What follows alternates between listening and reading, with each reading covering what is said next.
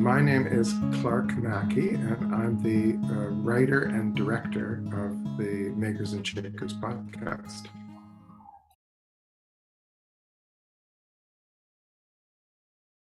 The first feature film that I made was when I was 19 years old, so that was in 1970. And that was quite a popular film. It won some awards and, sort of made a bit of a name for myself at that time. And then I directed TV shows, and I made a second feature film in the 1980s called Taking Care. And I've also made a lot of documentaries. So I've always been interested in making social comment, either with fiction or with documentary, and often looking at inequality. Feminism is another subject that's come up on a lot of the stuff that I've been doing. And so in that sense, the podcast is a continuation of my preoccupation with social issues. What seems to be possible or likely is that there will be some kind of a climate apocalypse. In fact, it's sort of already happening. What would, how would real people, flawed human beings in the real world deal with that crisis? It didn't seem right that it should be a movie. And for a couple of reasons. I mean, one is that in order to do it, you'd have to spend a lot of money to recreate, to create the future, not recreate the future, create the future. This whole world would be very expensive to create. And it sort of somehow went against the kind of provisional nature, the speculative nature of the idea, right? The idea was a thought experiment, so it should be sort of be in the imagination rather than on, in a material sense on film. And also film has a big carbon footprint, right? To make a climate film, a film about climate, and then spend, use up a lot of carbon in the process didn't seem right. So radio drama just stuck out as being a really good possibility. It sort of addressed a lot of these things. And it was becoming a popular form, right? And just in the last few years, fictional podcasts have become a thing. Art is richer when it's located in a specific place. Because I live in Kingston, and because I know the people here, I wanted to set the Makers and Shakers Society podcast in Kingston, and to cast it as much as possible with Kingston actors and Kingston crew members.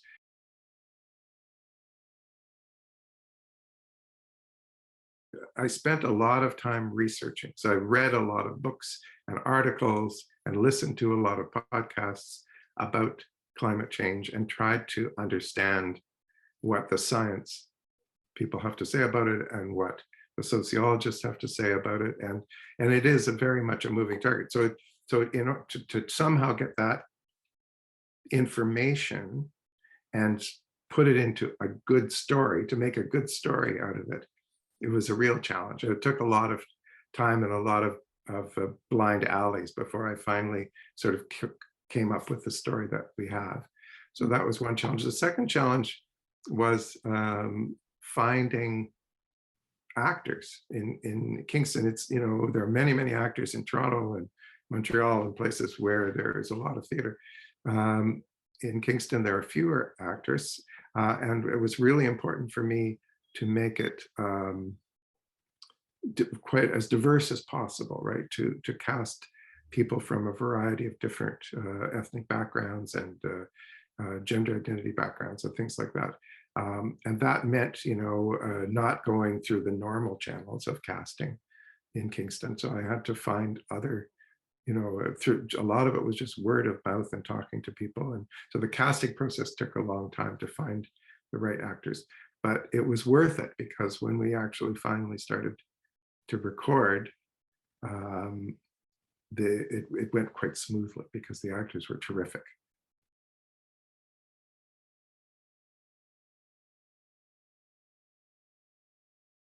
climate change is the most important um, issue of our time. If we don't deal with climate change, then a lot of the other things that people are concerned about are just going to go out the window anyway, because there's not going to be an economy, or there's not going to be the internet, or there's not going to be a civilization to be part of, right? I mean, if the politicians don't get it together to do something about climate change very quickly, all of these things are going to be called into question. So I think it's really important.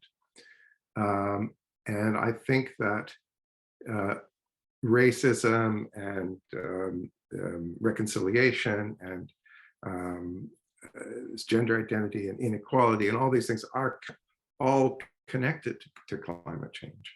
I'm hoping that the podcast will be something that people can use to think about these issues and ponder some of the complex implications of global warming.